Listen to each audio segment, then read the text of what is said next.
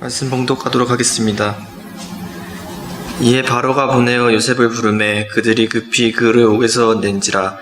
요셉이 곧 수염을 깎고 그 옷을 갈아입고 바로에게 들어오니 바로가 요셉에게 이르되 내가 한 꿈을 꾸었으나 그것을 해석하는 자가 없다 하더니 들은즉 너는 꿈을 들으면 능히 푼다더라. 요셉이 바로에게 대답하여 가로되 이는 내게 있는 것이 아니라 하나님이 바로에게 평안한 대답을 하시리이다.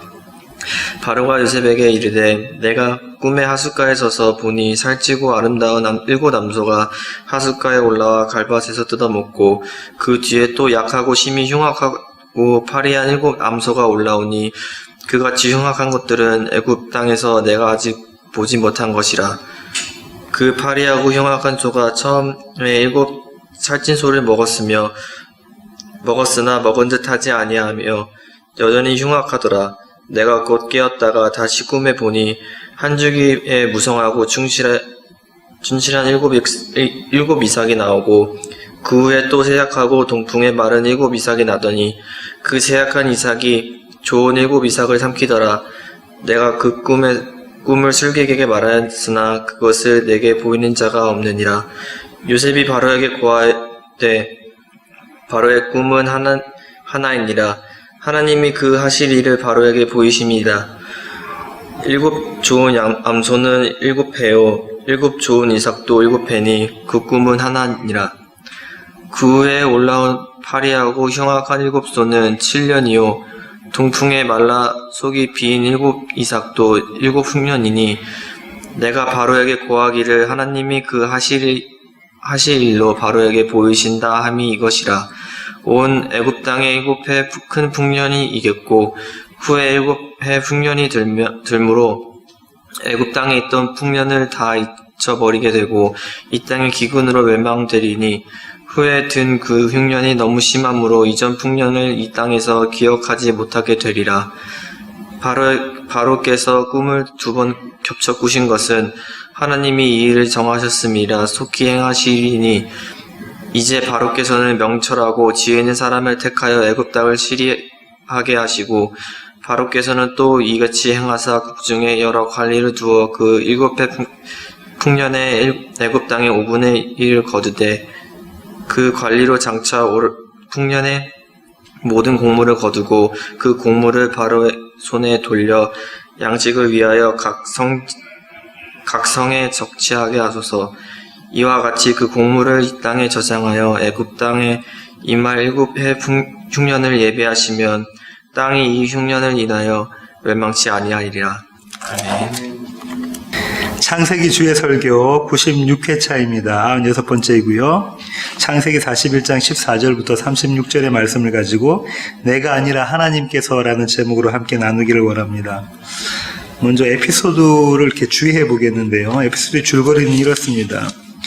술 맡은 관원장이 바로에게 그의 꿈을 해석할 사람을 추천하죠. 9절부터 13절 제가 다시 한번 읽어보겠습니다. 지난번에 나눴던 말씀인데요. 술 맡은 관원장이 바로에게 말하여 이르되 내가 오늘 내 죄를 기억하나이다. 바로께서 종들에게 노하사 나와 떡 굽는 관원장을 친히 대장의 집에 가두셨을 때에 나와 그가 하룻밤에 꿈을 꾼즉 각기 뜻이 있는 꿈이라. 그곳에 친히 대장의 종된 히브리 청년이 우리와 함께 있기로 우리가 그에게 말하매 그가 우리의 꿈을 풀되 그 꿈대로 각 사람에게 해석하더니 그 해석한 대로 되어 나는 복직되고 그는 매달렸나이다. 이렇게 술 맡은 관원장이 바로가 꿈을 가지고 고민하자 그에게 꿈을 해석해 줄 사람을 추천합니다. 술 맡은 관원장이 이렇게 이야기하죠. 내 죄를 기억하나이다. 내가 내 죄를 기억합니다.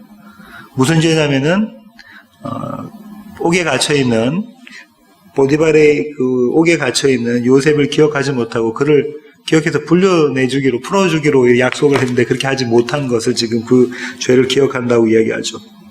지난번에 말씀드린 것처럼 이거는 누구나 이 모습이 술 맡은 관원장의 모습이 될 거라고 말씀을 드렸습니다. 왜냐하면 내 코가 석자라서 그렇죠. 언제 어떻게 자기의 목숨도 생명도 어떻게 될지 모르는 판국에 억지로 무리해가면서 옥에 갇혀있는 요셉을 꺼내줄 리가 없습니다. 이게 우리 모두의 마음이죠. 억지로 잊어버릴 수밖에 없는 그런 현실이라는 겁니다. 그런데 이 술마탄 관원장이 어떻게 해석을 하고 있냐면 각기 뜻이 있는 꿈을 꿨다고 합니다. 자기하고 자기의 동료, 떡마탄 관원장하고 본인이 각기 뜻이 있는 꿈을 꿨다. 비상한 꿈이라는 거죠. 그냥 일반적인 개꿈이 아니라는 겁니다. 왜 그러냐면 그들의 미래를 말해줄 꿈이기 때문에 그렇습니다. 한마디로 말하면 그들의 생과 생사가 달려있는 꿈이기 때문에 이 꿈은 비상한 꿈이 되는 거죠. 그 꿈을 해석해 준 사람이 있는데 그 사람이 히브리 청년 요셉이었습니다. 그가 해석한 대로 그대로 다 성취가 되었다라고 이야기를 하고 있습니다. 하나님께서 그 꿈을 해석해 주셨다는 것을 암시하고 있죠. 이렇게 술 맡은 관원장이 바로에게 자기 꿈 가지고 고민하고 있는 바로에게 요셉을 추천하자 바로는 바로 요셉을 호출하게 됩니다. 14절 한번 보실까요? 이에 바로가 사람을 보내어 요셉을 부르매 그들이 급히 그를 옥에서 내놓은지라 요셉이 곧 수염을 깎고 그의 옷을 갈아입고 바로에게 들어가니. 성경은 이렇게 이야기하죠. 그들이 급히 그를 옥에서 내놓은지라라고 이야기하고 있습니다. 어떤 분위기를 느끼시나요? 어떤 분위기죠? 아주 바쁜 모습, 아주 분주한 모습, 그렇지만 일사불란하게 뭔가 일이 진척되어져 가는 모습, 그런 걸 느낀다죠. 하나님께서 하나님의 일하시는 것, 하나님의 꿈을, 하나님의 약속을 성취해 가시는 그런 모습이 여기서 드러납니다. 아주 다이나믹한 그런 모습이 드러나죠. 여기서 사용된 그 옥이라는 그 단어 있잖아요. 옥, 그 히브리어로는 보루라고 하는데 이건 다른 말로는 구덩이라고도 합니다. 그러니까 지금 하나님께서 요셉을 구덩이에서 건져내시는 모습입니다. 바로의 명을 받들어 사람들이 가서 요셉을 감옥에서 꺼집어내는 그 모습은 마치 구덩이에 빠져있는 그를 건져내는 모습과 같습니다. 다시 말하면 이스라엘을 수렁에서 건져내시는 하나님, 그 하나님을 암시하고 있는 거죠. 하나님의 구원하심, 이스라엘의 구원을 암시하고 있는 대목입니다. 그 다음에 요셉은 이제 바로를 만나러 가는데요. 만나러 가기 전에 수염을 깎고 옷을 갈아입고 그리고 바로를 만납니다. 뭐 그렇겠죠. 지금도 그렇습니다. 우리가 트럼프 대통령을 만나거나 문재인 대통령을 만나도 할 때 아주 깔끔하게 단정한 모습으로 갖고 있는 옷 중에서 가장 좋은 옷을 입고 가장 잘 단정한 모습으로 해서 대통령들을 만나겠죠. 그와 똑같은 모습인 겁니다. 하지만 여기서 또 한 가지 생각해 볼 것이 있는데 유대 사람들은 수염을 깎지 않습니다. 수염을 깎으면 그것은 수치라고 여겼던 거죠. 근데 지금 요셉은 수염을 깎이는 모습이 드러나 있죠. 수염이 깎이는 모습이 드러나 있습니다. 왜냐하면 애국 사람들은 수염을 깎고 있었으니까요. 유대 사람의 정체성이 아니라 이 애국 사람의 정체성으로 바뀌어지는 모습인데요. 그런 수치에도 불구하고 요셉은 바로 앞에 서게 됩니다. 아주 당당한 모습으로 바로 앞에 서죠. 한치 꿀림도 없는 그런 모습입니다. 이 모습은 예수님께서 빌라도 앞에 서시는 그런 장면을 연상시키는데요. 한번 찾아보겠습니다. 마태복음 27장 11절입니다. 마태복음 27장 11절입니다. 예수님은 마치 요셉처럼 온갖 수치를 당하셨죠. 그렇게 해서 보통 사람 같으면 그 수치를 당한 그 뒤끝에 권력자 로마의 총독인 빌라도 앞에 서면은 주눅들게 마련이잖아요. 그런데 예수님은 당당하게 그 앞에 섭니다. 11절 제가 한번 읽어보겠습니다. 예수께서 총독 앞에 섰음에 총독이 물어 이르되 내가 유대인의 왕이냐? 예수께서 대답하시되 네 말이 옳도다 하시고. 빌라도가 뭐라고 예수님께 물어보죠? 네가 유대인의 왕이냐? 그러니까 예수님 뭐라고 말씀하십니까? 그래, 네 말이 옳다. 내가 이스라엘의 왕이다. 이렇게 말씀하시죠. 이 당당함은, 요셉의 당당함이나 이 예수님의 당당함은 어떤 해석을 할 수가 있냐면요. 누가 진짜 왕인가? 이런 질문을 우리로 하여금 하게 합니다. 바로가 진짜 왕인가? 아니면 이 빌라도가 진짜 총독인가? 이 총독이 진짜 권력자인가? 가이사가 정말로 시저가 정말 로마의 황제인 시저가 정말로 권력자인가? 이런 이야기, 이런 해석을 우리로 하여금 하게 합니다. 15절 한번 보시면요. 다시 창세기 41장 15절로 가셔서요. 바로가 요셉에게 이르되 내가 한 꿈을 꾸었으나 그것을 해석하는 자가 없더니 들은즉 너는 꿈을 들으면 능히 푼다 하더라. 바로가 뭐라고 요셉에게 이야기하냐면 내가 한 꿈을 꿨는데 아무도 이 궁궐에 있는 아무도 애굽 사람 중에 아무도 이 꿈을 해석하는 사람이 없더라. 애굽과 온 세상이 이 꿈을 해석을 못하더라. 그렇게 이야기를 하죠. 세상의 지혜와 세상의 방식으로는 지식으로는 해석할 수 없다는 겁니다. 다시 말하면 철학, 세상에서 유명하다는 철학과 과학으로는 해석할 수 없는 꿈, 그 꿈이 바로가 꾼 꿈이죠. 당시 애굽 사람들은 바로를 하나님이라고 생각했습니다. 신이라고 생각했죠. 예, 신성시했습니다. 그런데 바로는 바로의 입술로 뭐라고 이야기냐면 나는 하나님이 아니다라는 고백을 하는 셈이 되는 겁니다. 왜냐하면 내 궁궐에 있는 모든 사람이 내 꿈을 해석하지 못했다라는 그 한마디는 나는 하나님이 아니다라는 거죠. 애국과 온 세상이 믿고 있었던 하나님을 믿고 있었던 바로가 하나님이 아니다라는 사실이 드러나는 장면입니다. 그럼 우리 한번 생각해 볼까요? 우리의 삶 가운데 바로는 누구입니까? 또 바로는 무엇입니까? 바로는 우리의 철학일 수도 있고 우리의 과학일 수도 있고 우리의 신념일 수도 있고 우리의 돈, 우리의 명예, 우리의 건강일 수도 있죠. 우리 모든 그것들을 바로라고 하나님이라고 절대 권력이라고 생각하지만 오늘 바로의 고백으로는 그 어떤 것도 하나님이 아니다. 그 어떤 거로도 나의 꿈을 풀어줄 수가 없다. 해석할 수가 없다라고 고백하고 있습니다.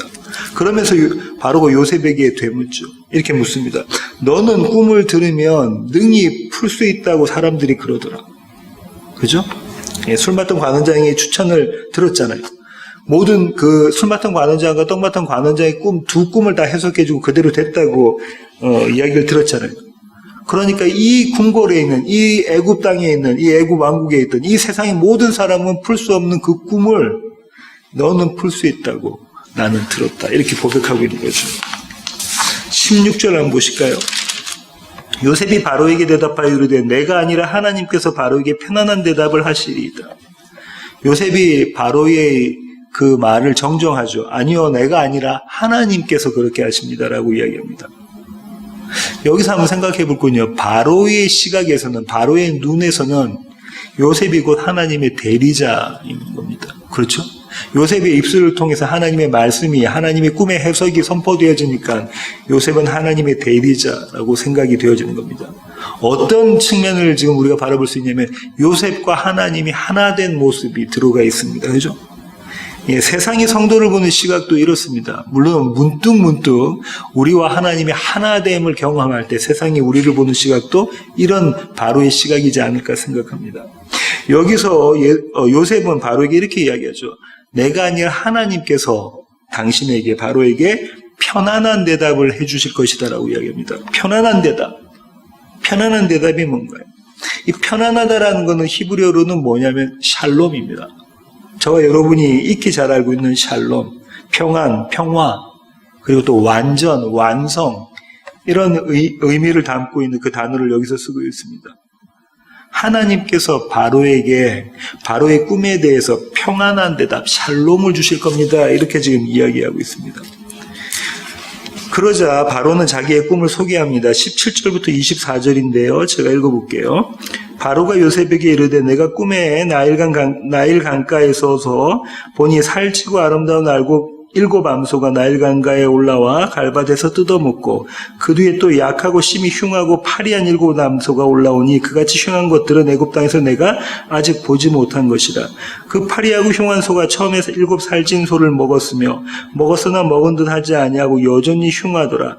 내가 곧 깨었다가 다시 꿈에 보니 한 줄기에 무성하고 충실한 일곱 이삭이 나오고 그 후에 또 가늘고 동풍에 마른 일곱 이삭이 나더니 그 가는 이삭이 좋은 일곱 이삭을 삼키더라. 내가 그 꿈을 점술가에게 말하였으나 그것을 내게 풀이해 주는 자가 없느니라.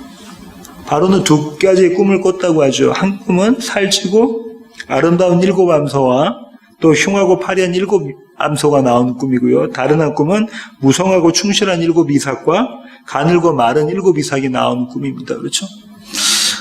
이 꿈을 가지고 조금 전에도 말씀드린 것처럼 애굽 땅에 바로의 궁에 있는 모든 사람들에게 물어봤는데 일명 유명하다는 그런 점술가들 그리고 철학자들 이런 사람들에게 물어봤죠. 근데 그들의 한결같은 대답은 내가 그 꿈을 도저히 해석할 수 없습니다라는 거죠. 그런데 이 꿈 이야기를 들은 요셉은 해석을 합니다. 25절 한번 보실까요?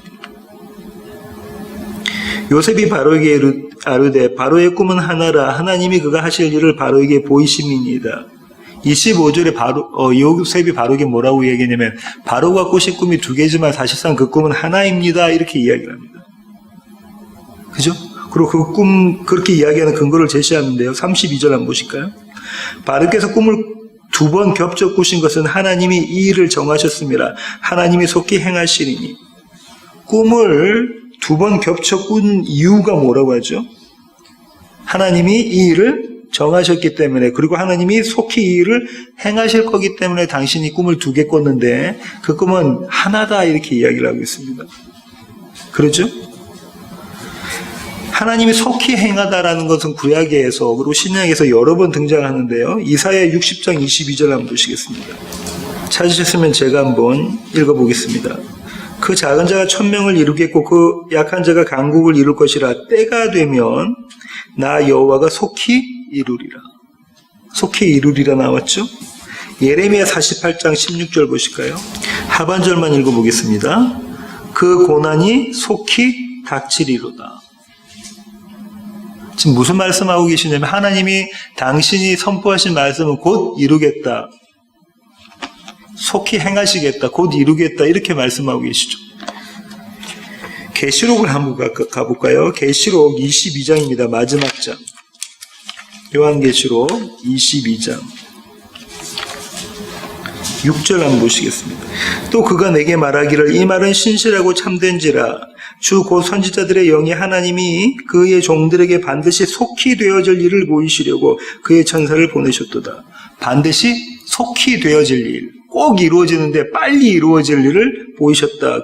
그렇게 말씀하시죠. 그 다음 7절 보세요. 보라 내가 속히 오리니 곧 오시겠다라고 말씀하시죠. 20절 보실까요? 이것들을 증언하신 이가 이르시되 내가 진실로 속히 오리라 하시거늘. 속히 오시겠다. 속히 이루겠다. 이렇게 말씀하고 계십니다. 그러니까 이 모든 이 뉘앙스를 지금 여기서 담고 있는 거예요. 요셉이 이렇게 이야기하고 있는 거죠. 바로왕 당신이 꾸신 꿈은 두 가지가 아니라 한 가지인데 하나님께서 그 꿈을 두 번 겹치게 꾸게 하신 이유는 하나님께서 이미 그 일을 정하셨고 정하신 일을 속히 이루시려고 그 꿈을 그렇게 두 번 꾸게 하신 것이다. 이렇게 이야기를 합니다. 25절 한번 보실까요? 창세기 41장 25절. 그리고 뭐라고 하냐면 그가 하실 일을 바로에게 보이셨다라고 이야기하고 있죠. 당신이 정하신 일, 그 속히 이루실 일을 바로에게 보이셨다라고 이야기하고 있습니다. 28절 한번 보시겠습니다. 내가 바로에게 이르기를 하나님이 그가 하실 일을 바로에게 보이신다 함이 이것이라. 하나님이 그가 하실 일을, 요셉은 계속해서 이 얘기를 하고 있습니다. 하나님이 하실 일을 이제 바로에게 보이시겠다. 그거는 어떤 일이냐면 7회의 풍년과 7회의 흉년. 그렇죠? 7회의 풍년 뒤에 그 뒤끝에 이 세상은 도대체 경험해 보지 못한 7회의 흉년이 올 겁니다. 그런데 바로는 이 흉년을 대비해야 합니다. 이렇게 요셉이 이야기하는 거죠. 꿈의 해석을 그렇게 합니다. 한마디로 말하면 심판을 준비하십시오. 앞으로 7년 동안 아주 풍성해 보이는 그런 세상이 우리에게 올 텐데 그 뒤에는 반드시 심판이 올 것이다. 그 심판을 준비하라. 이런 메시지를 요셉은 바로에게 던집니다. 그리고 이 꿈에 대해서 이 심판에 대한 대책까지도 요셉은 마련해 줍니다. 33절 한번 보실까요? 이제 바로께서는 명철하고 지혜 있는 사람을 택하여 애굽 땅을 다스리게 하시고, 바로왕에게 요셉이 이렇게 이야기죠. 아주 명철하고 지혜 있는 사람, 똑똑한 사람, 지혜 있는 사람을 택해서 이 애굽 땅을 다스리게 하십시오라고 이렇게 이야기합니다. 이런 제안은요, 요셉이 자기의 생명을 담보로 한 제안입니다. 당시 애굽 땅을 다스리는 사람은 누군가요? 바로죠. 바로 왕입니다. 근데 그 바로 왕에게 뭐라고 하냐면 당신이 아니라 이 세상을 다스릴 이 일을 처리할 한 사람을 지혜 있는 사람을 뽑으십시오라고 이야기합니다. 다른 말로는 바로는 지혜 있는 사람이 아니라는 거다. 그렇죠? 지혜 있는 사람을 뽑으십시오. 참 지혜자가 이 애굽 땅을 다스리게 하십시오. 참 지혜자로 하여금 이 애굽 땅을 다스려서 하나님의 백성인 이스라엘을 구원하게 하십시오. 이런 제안을 하고 있는 겁니다. 여기까지가 오늘 본문의 주의한 내용입니다. 제가 오늘 본문에서 주목한 구절이 16절인데요. 제가 다시 한번 16절 읽어보겠습니다. 요셉이 바로에게 대답하여 이르되 내가 아니라 하나님께서 바로에게 편안한 대답을 하시리이다. 요셉이 바로에게 뭐라고 이야기하고 있죠? 하나님께서 바로 왕에게 편안한 대답, 샬롬의 대답, 완전하고 완성된 대답을 주실 겁니다. 이렇게 이야기하고 있습니다. 그렇게 이야기하고 있죠. 한번 물어볼게요. 바로의 꿈이 평안한 꿈입니까? 샬롬을 느낄 만한, 샬롬을 경험할 만한 그런 꿈인가요? 바로의 꿈이? 그렇지 않습니다. 41장 8절 보실까요? 지난 시간에 나눴던 말씀 중에 있었던 41장 8절. 아침에 그의 마음이, 바로의 마음이 번민하여라고 이렇게 나와 있잖아요. 번민하여. 이 번민하다라는 히브리어 단어는 목이 마르다, 심한 압박감을 느끼다라는 단어입니다. 그러나 이 꿈을 꾸고 난 다음에 바로가 너무 심한 그 압박감을 경험하는 겁니다. 도대체 이 꿈이 뭔가? 내가 이 왕국을, 이 애굽 왕국을, 이집트 왕국을 다스리는 자인데 도대체 이 꿈이, 이런 회개망측한 꿈을 두 번이나 내가 꿨는데 이 꿈의 내용이 무언가? 목이 마를 정도로, 갈증을 느낄 정도로, 심한 갈증을 느낄 정도의 압박감, 그런 번민을 했던 겁니다. 그의 꿈은 목이 마른 꿈이죠. 목마른 꿈이죠. 다시 말하면 이게 뭐냐면 바로의 삶이라는 겁니다. 바로의 인생이라는 겁니다. 목이 마른 인생, 번민하는 인생, 압박감에 짓눌려져 있는 인생, 이것이 바로의 인생이라는 거예요. 바로는 당시에 이 세상 최고의 권력자였습니다. 그 권력의 자리에 앉아있는 삶, 그 삶이 이런 것이다. 목마른 삶이다. 심한 번민 가운데 있는 삶이다. 이렇게 바로가 고백하는 거죠. 최고의 권좌에 오른 그 사람의 고백이 이런 겁니다. 인생이란 이런 것이다. 이렇게 이야기하는 겁니다. 목이 마른 것이다. 목이 마른 삶이다. 이렇게 이야기하죠. 심히 번민해서 안절부절 못하는 그런 모습이 바로의 모습입니다. 저와 여러분의 삶의 모습이지 않습니까? 만약에요, 우리가 평안한 모습처럼 보이는데, 잔잔한 모습처럼 보이는데, 만약에 우리의 아킬레스건을 누군가 건드린다고 생각해 보세요. 그게 우리의 건강이 될지, 우리의 물질이 될지, 우리의 명예가 될지, 또 우리가 가까이 관계하고 있는 어떤 사람이 될지, 어떤 또 환경이 될지 잘 모르겠습니다. 하여간 우리의 아킬레스건을 건드린다고 하면 우리의 마음은 그날로부터 요동칩니다. 심히 번민하여 심한 갈증을 가지고 이 문제가 해결되기를 원하고 있는 거죠. 우리 모두의 삶의 모습이 바로의 삶의 모습인 겁니다.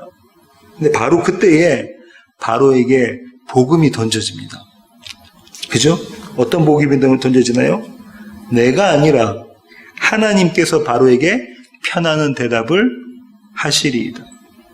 하나님께서 당신에게 샬롬을 주실 겁니다. 이렇게 이야기하고 있습니다. 그렇죠? 한번 생각해 볼게요.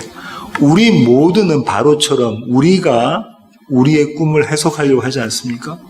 우리의 수단과 방법을 다 동원해서, 우리의 지혜를 동원해서, 우리의 철학과, 그죠? 우리의 지혜를 다 동원해서 우리가 우리의 꿈을 해석하려고 합니다.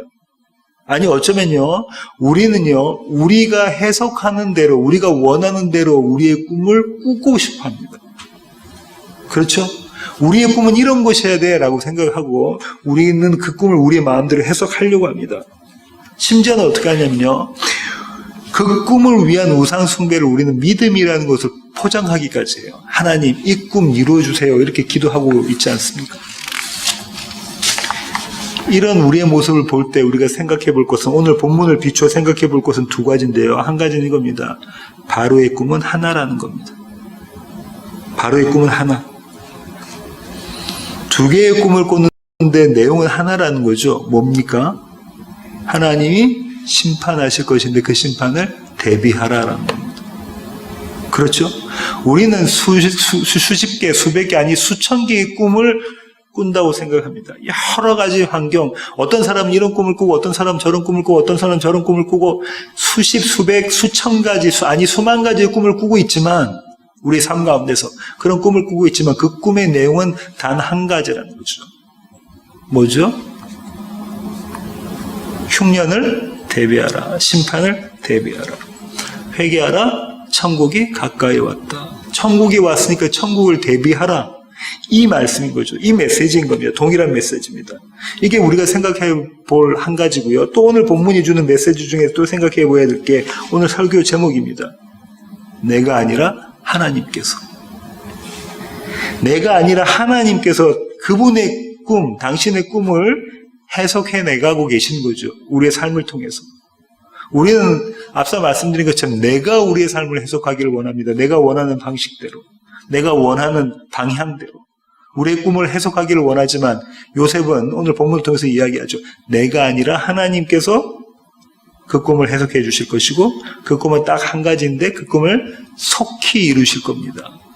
반드시 속히 이루실 것입니다. 이렇게 이야기하고 있죠. 이것이 요셉의 믿음입니다. 하나님이 이 일을 정하셨으니 하나님이 속히 행하시겠다. 이것이 요셉의 믿음이죠. 이것이 성도의 믿음입니다.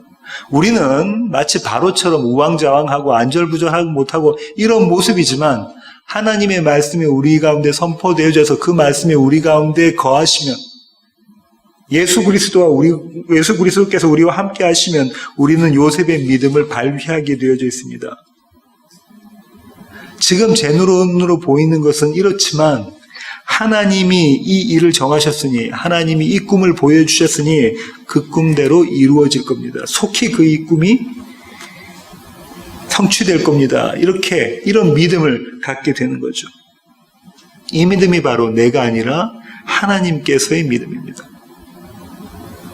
우리 세워지는 교회 모든 가족은 이 믿음 가지신 분들이 되기를 원합니다. 내가 아니라 하나님께서의 믿음, 그 믿음 가지신 모든 교회 가족 되기를 원합니다. 기도하시겠습니다. 주님, 그렇습니다. 우리는 우리의 원함대로 꿈을 꾸고자 합니다. 그리고 그것을 해석하고자 온갖 수단과 또 방법을 동원하며 지혜를 찾습니다. 철학에서 찾기도 하고 또 과학에서 찾기도 하고 그렇습니다. 하지만 바로가 고백한 것처럼 내 궁에 있는 이 세상에 있는 이 애굽 땅에 있는 모든 사람이 그 꿈을 해석하지 못했다는 것이 우리들의 고백일 줄로 믿습니다. 그런 그의 고백 가운데 하나님 복음을 던지십니다. 하나님께서 편안한 대답을 해주실 것이다. 이것이 우리에게 던져진 복음인 줄 깨닫습니다. 우리의 꿈을 바라볼 때에 그 꿈이 하나님의 꿈이 되게 알려주시고 그래서 하나님께서 그 꿈을 반드시 속히 이루실 것을 기대하고 소망을 가지고 기다리는 자들, 그렇게 마라나타를 소원하는 자들이 될 수 있도록 주님 저희들을 붙잡아 주시옵소서. 이제는 우리 주 예수 그리스도의 놀라우신 구원의 은혜와 하늘 아버지의 크고 극진하신 사랑과 우리 안에 내주하셔서 하나님께서 이루시는 일들을 기대하며 소망하게 하시는 성령님의 충만하심이 이제 주님 앞에 머리 숙인 세워지는 교회 모든 교회 가족 머리 위에 이제로부터 영원토록 함께 하시기를 예수 그리스도의 귀하신 이름으로 간절히 축원하옵나이다. 아멘.